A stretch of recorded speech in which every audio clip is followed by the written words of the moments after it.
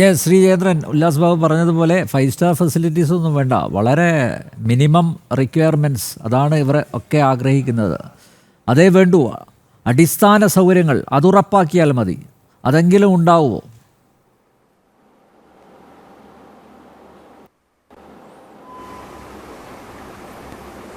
അനിൽ, തീർച്ചയായും ഞാൻ ആ ചോദ്യത്തിലേക്ക് വരുന്നതിന് മുമ്പ് ശ്രീ SJR കുമാർ പറഞ്ഞ ഒരു പ്രധാനപ്പെട്ട കാര്യത്തിന് എനിക്കറിയാവുന്നൊരു കാര്യം പറയാൻ അതൊന്ന് പറഞ്ഞോട്ടെ.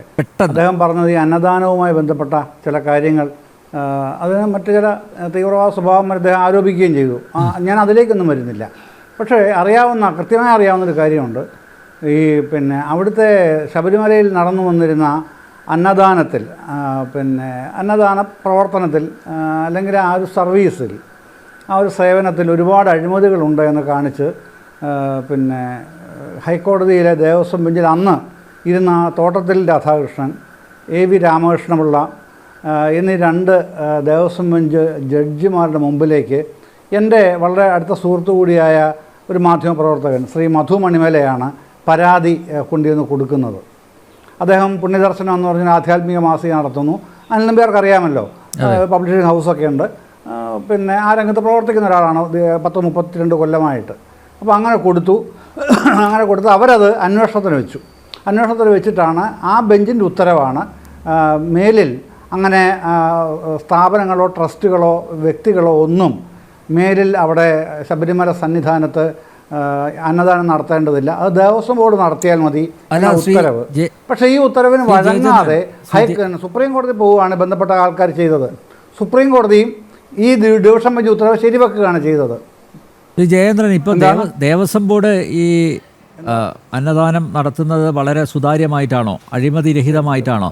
നോക്കൂ, ഈ കഞ്ഞിയുടെയും അതുപോലെ പപ്പടത്തിൻ്റെയും ഇതിൽ പോലും വലിയ തട്ടിപ്പും വെട്ടിപ്പുമാണ് നടത്തുന്നത്.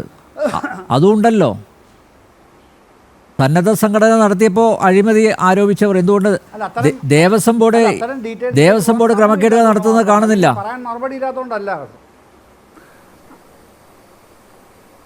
കൊടുക്കാത്ത കഞ്ഞിയുടെയും പപ്പടത്തിന്റെയും ആ പണം വരെ, ആ തുക വരെ എഴുതിയെടുത്തിട്ടുണ്ട് ശ്രീ ജയചന്ദ്രൻ. ഓക്കെ അല്ല, ഞാൻ അദ്ദേഹത്തിൻ്റെ ആ ഒരു ആരോപണത്തിൽ ഞാനിങ്ങനെ അതിനെനിക്കറിയാവുന്നൊരു മറുപടി പറഞ്ഞു എന്നത് മാത്രമേ ഉള്ളൂ. പിന്നെ ഈ ഇതിൽ നമ്മുടെ ഞാൻ ആദ്യം പറഞ്ഞ 29/10 കൂടിയെന്ന്. പക്ഷെ അതിന് മുൻപ് ഒരു മീറ്റിംഗ് നടന്നിട്ടുണ്ട്. ഞാൻ രേഖകൾ നോക്കുകയായിരുന്നു. ആയിക്കോട്ടെ, ശരിയാണെന്നുള്ളതിൻ്റെ രേഖകളുണ്ട് എൻ്റെ കയ്യിലുണ്ട്. ഞാൻ അനിൽ നമ്പ്യാർക്ക് കൊടുത്തോളാം, താങ്കൾ അദ്ദേഹത്തിന് വാങ്ങിച്ചോളൂ. അപ്പോൾ ഈ ജൂൺ 26-ന് 26/6/25 ആണ് ആദ്യ റിവ്യൂ മീറ്റിംഗ്, ആദ്യ മീറ്റിംഗ് നടക്കുന്നത്. പിന്നെ റിവ്യൂ മീറ്റിംഗ് ഉണ്ട്.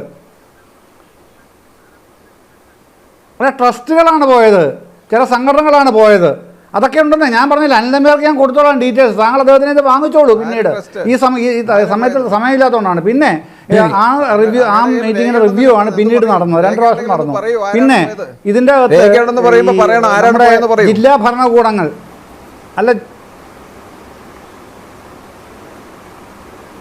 അല്ല എനിക്ക് മറ്റു കാര്യങ്ങൾ പറയാനുണ്ട്. ഇവിടെ ആരോപിക്കപ്പെട്ട മറ്റു കാര്യങ്ങളോട് കാര്യങ്ങൾ പറയാനുണ്ട്.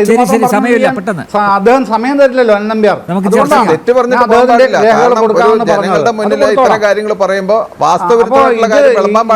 ഈ പറയുന്ന അനിൽ നമ്പ്യാർ ഈ പത്തനംതിട്ട ജില്ലാ ഭരണകൂടം, ഇടുക്കി ജില്ലാ ഭരണകൂടം, കോട്ടയം ജില്ലാ ഭരണകൂടം, ആലപ്പുഴ ജില്ലാ ഭരണകൂടം എന്നീ 4 ജില്ലാ ഭരണകൂടങ്ങളും അത് ശരിയല്ലല്ലോ. ഞാൻ താങ്കൾ പറയുമ്പോൾ ഞാൻ മിണ്ടാതിരിക്കുകയല്ലേ. ഈ കാര്യത്തിൽ ഒരു തീർപ്പെന്നുള്ള നിലയ്ക്ക് ഞാൻ പറഞ്ഞല്ലോ, ഞാൻ അനിൽ നമ്പ്യാരുടെ എൻ്റെ ഉള്ള ബന്ധപ്പെട്ട ചർച്ചക്കിടയിൽ അങ്ങനെ ചെയ്യുന്നത് ഭൂഷണമാണോ? അല്ല, തെറ്റുകൾ പറഞ്ഞാൽ തിരുത്തേണ്ടി വരും.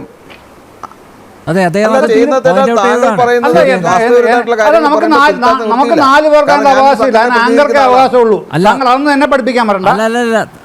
അല്ല, ഡിബേറ്റിംഗ് ഡെക്കോറം എന്താണെന്ന് എന്നെ പഠിപ്പിക്കാൻ താങ്കൾ ആയിട്ടില്ല കേട്ടോ. ആരും ആയിട്ടില്ല. അത് ആങ്കർക്കേ അവകാശമുള്ളൂ. തിരുത്താനുള്ള അവകാശമൊക്കെ ആങ്കർക്കേ ഉള്ളൂ.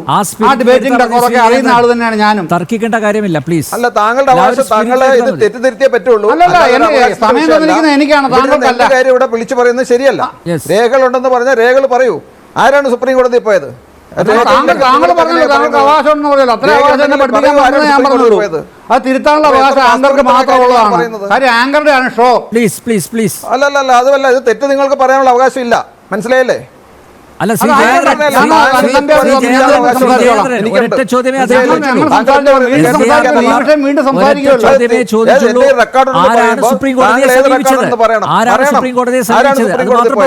അതില്ലെങ്കിൽ ഇത് മിണ്ടായിരിക്കണം. തീർന്നല്ലോ. ആരാണ് സുപ്രീം കോടതിയെ സമീപിച്ചത്? അതിന് ഉത്തരം പറഞ്ഞാൽ പോരെ?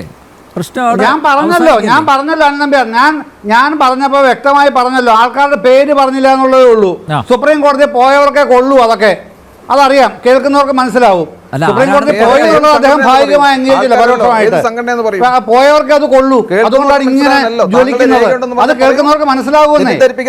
പറഞ്ഞത് താങ്കളുടെ രേഖയുണ്ട്. അത് കേൾക്കുന്നവർക്ക്, പ്രേക്ഷകർക്ക് മനസ്സിലാവും. പ്രേക്ഷകരെ പൊട്ടന്മാരൊന്നുമല്ലോ ഇരിക്കുന്നവര്. അതെ അതെ അതെ, ഞാൻ പറഞ്ഞു, ഞാൻ താങ്കളോട് ആവർത്തിച്ച് പറഞ്ഞു. അതിന് ഡീറ്റെയിൽസ് ഞാൻ അദ്ദേഹത്തിന് കൊടുത്തോളാം, അനന്തമ്പ്യാർക്ക് കൊടുത്തോളാം. അദ്ദേഹം താങ്കൾ കൈമാറി തരും എന്ന് പറഞ്ഞല്ലോ.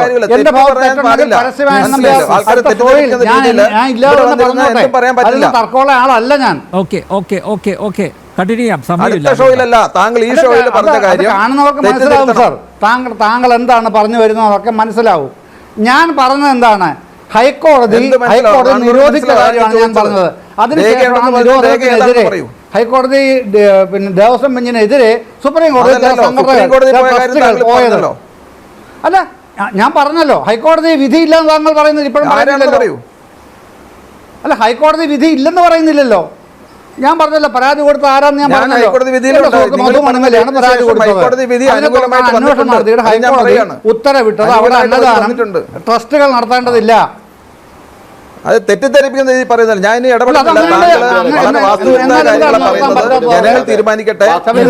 നിങ്ങൾ പറഞ്ഞ ഡേറ്റിന് ശേഷം പല സമയത്തും പല സംഘടനകൾക്കും അനുവാദം പല പ്രാവശ്യം കൊടുത്തിട്ടുണ്ട്. അതുകൊണ്ട് ഈ തെറ്റായിട്ട് പേരോട് പറയരുത്. കളക്ടറേറ്റിൽ അവലോകന യോഗം കൂടിയോണ്ടോ MLA വന്ന് നിർത്താൻ കളിച്ചോണ്ടോ ആയില്ലല്ലോ. കാര്യം നടക്കോ ഇല്ലയോ? ഭക്തജനങ്ങൾക്ക് കൃത്യമായി തൊഴുത് പിന്നോട്ട് പോകാൻ പറ്റുമോ ഇല്ലയോ?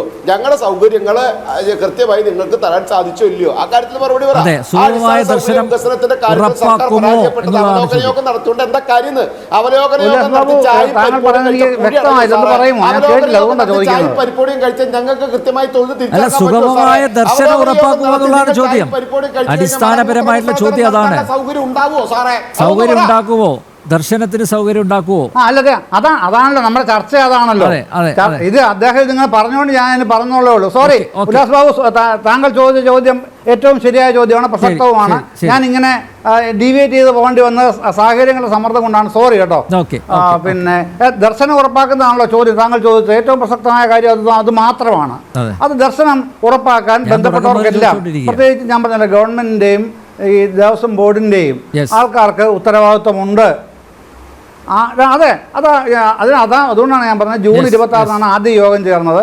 പിന്നീടുള്ള റിവ്യൂ ആയിരുന്നു 29/10 അപ്പോൾ ഈ 4 ജില്ലാ ഭരണകൂടങ്ങൾക്കും ഏതാണ്ട് പിന്നെ 10 ഗ്രാമപഞ്ചായത്തുകൾ, 5 പിന്നെ ബ്ലോക്ക് പഞ്ചായത്തുകൾ, 3 മുനിസിപ്പാലിറ്റികൾ, ഇവരൊക്കെ ഇങ്ങനെയുള്ള തദ്ദേശ ഭരണ സ്ഥാപനങ്ങൾ, പിന്നെ ഏതാണ്ട് 12ഓളം സർക്കാർ വകുപ്പുകൾ, പോലീസ് ഉൾപ്പെടെ അവർക്കെല്ലാം ഉത്തരവാദിത്വ ഇക്കാര്യത്തിൽ കൃത്യമായി വിഭജിച്ച് നൽകിയിട്ടുണ്ട്. അവരെല്ലാം അവരുടെ ഉത്തരവാദിത്തങ്ങൾ നിർവഹിക്കുന്നുണ്ടാവും എന്നാണ് നമ്മൾ സാധാരണഗതിയിൽ പിന്നെ വിചാരിക്കുക. പക്ഷേ ഇന്നത്തെ ലൈവത്തോണിൽ കണ്ടത് പലർക്കും, പല വിശ്വാസികൾക്കും അതിൽ ഈ ഗവൺമെന്റ് പ്രവർത്തനങ്ങൾ പോരായ്മ ഉണ്ട് എന്ന് തന്നെ പറയുന്നതാണ് കണ്ടത്. ഞാൻ അതിനെ മുഖവിലേക്ക് തന്നെ എടുക്കുകയാണെന്നേ. അത് തിരുത്താനുള്ള ഉത്തരവാദിത്വം ഗവൺമെന്റിനും ദേവസ്വം ബോർഡിനും ഉണ്ട് എന്ന് ഇപ്പോഴും ഞാൻ ആവർത്തിച്ച് പറയുകയാണ്. അതിലൊരു സംശയവുമില്ല. തീർത്ഥാടനം ഭംഗിയാക്കണം. നമുക്ക് അവസാനിപ്പിക്കാം, കൺക്ലൂഡ് ചെയ്യാം പെട്ടെന്ന്. 1 മിനിറ്റ്. ശ്രീ അനിൽ, കഴിഞ്ഞ കുറേ വർഷങ്ങളായിട്ട് സർക്കാർ പറയുന്നൊരു കാര്യമാണ് ശബരിമലയിലെ തീർത്ഥാടന നടത്തിപ്പ്, വിവിധ വകുപ്പുകളുടെ ഏകോപനം, ഇതൊക്കെ തന്നെ ഇനി മേലിൽ ശബരിമല വികസന അതോറിറ്റി രൂപീകരിച്ച് അതിൻ്റെ കീഴിൽ കൊണ്ടുവരും. മുഖ്യമന്ത്രി ആയിരിക്കും അതിൻ്റെ അധ്യക്ഷൻ, ദേവസ്വം മന്ത്രി ആയിരിക്കും ഉപാധ്യക്ഷൻ എന്നൊക്കെ പറയുകയാണ്. ഇത്തവണയും നമ്മുടെ നിയമസഭയിൽ ഈ വർഷവും ശ്രീ VN വാസവൻ ഇത് ആവർത്തിച്ചു. ഇത് കഴിഞ്ഞ കുറെ വർഷങ്ങളായിട്ട് പറഞ്ഞുകൊണ്ടിരിക്കുകയാണ്. എന്താണ് ഇത് നടപ്പാക്കുന്നതിനുള്ള താമസം Yes. നമുക്കറിയില്ല, ഒന്നാമത്തെ കാര്യം. അപ്പൊ ഇന്റന്റ് ഇല്ല എന്നുള്ളതാണ് ഒന്നാമത്തെ കാര്യം. രണ്ട്, ഏതാനും ആഴ്ച മുമ്പാണ് ശബരിമല വികസനത്തിന് എത്ര രൂപയാണ് വകയിരുത്തിയിരിക്കുന്നത് എന്നതിനെ കുറിച്ച് നമ്മുടെ നിയമസഭയിൽ ഒരു ചോദ്യം ഉണ്ടാകുന്നതും മന്ത്രി വാസവൻ മറുപടി പറയുന്നതും. അദ്ദേഹം പറഞ്ഞ കണക്ക് 2022 സാമ്പത്തിക വർഷം മുതൽ ഏതാണ്ട് 6 മാസം മുമ്പ് അവസാനിച്ചിരിക്കുന്ന ഈ മാർച്ച് വരെയുള്ള സാമ്പത്തിക വർഷത്തിൽ പ്രതിവർഷം ഏതാണ്ട് 30 കോടി രൂപയാണ് ബജറ്റ് അലൊക്കേഷൻ. എന്ന് വെച്ചാൽ 3 വർഷത്തേക്ക് ഏകദേശം 90 കോടി രൂപ ചെലവഴിച്ചിരിക്കുന്നത് എത്രയാണ് എന്ന് ചോദിച്ചു കഴിഞ്ഞാൽ അതിൽ സർക്കാരിന്റെയും ദേവസ്വം ബോർഡിന്റെയും ശബരിമല വികസന അതോറിറ്റിയുടെയും ഈ മാസ്റ്റർ പ്ലാൻ നടപ്പാക്കുന്ന കമ്മിറ്റിയുടെയും എല്ലാം ഇന്റന്റ് ഉണ്ട്. 90 കോടിയോളം രൂപ ബജറ്റിൽ അനുവദിക്കപ്പെട്ടതിൽ ചെലവഴിച്ചിരിക്കുന്നത് 15.5 കോടി, അതായത് ഏതാണ്ട് 1/6 മാത്രം. അത്ര താല്പര്യം മാത്രമേ ഭക്തരുടെ സൗകര്യങ്ങൾക്കും ശബരിമലയുടെ അടിസ്ഥാന വികസനത്തിനും ഈ സർക്കാരും ബോർഡും നൽകുന്നുള്ളൂ എന്നുള്ളതാണ് അതിന്റെ വസ്തുത. ഓക്കെ, ശ്രീ SCR കുമാർ, ആ അന്നദാനത്തിന്റെ കാര്യത്തിൽ താങ്കൾക്ക് പറയാനുള്ളത് 1 മിനിറ്റ് മാത്രമേ ശേഷിക്കുന്നുള്ളൂ, ഒന്ന് വ്യക്തമാക്കാം.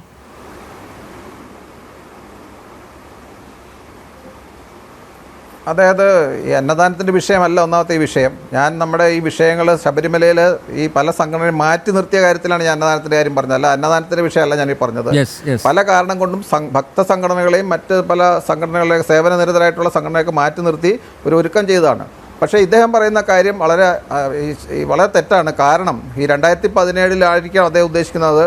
പക്ഷേ ആദ്യമേ തുടക്കത്തിൽ തന്നെ അയ്യപ്പ സേവാ സംഘത്തിൻ്റെ അനുമതി നിഷേധിക്കും. പക്ഷേ അവരുടെ കണക്കുകൾ കാണിക്കണം എന്ന് പറഞ്ഞ് വളരെ ദീർഘമായ രീതിയിൽ അവരുടെ കണക്കുകൾ അവതരിപ്പിച്ചപ്പോൾ അവരെ പ്രകീർത്തിച്ചുകൊണ്ടുള്ള ഉത്തരവാണെന്ന് വന്നത്.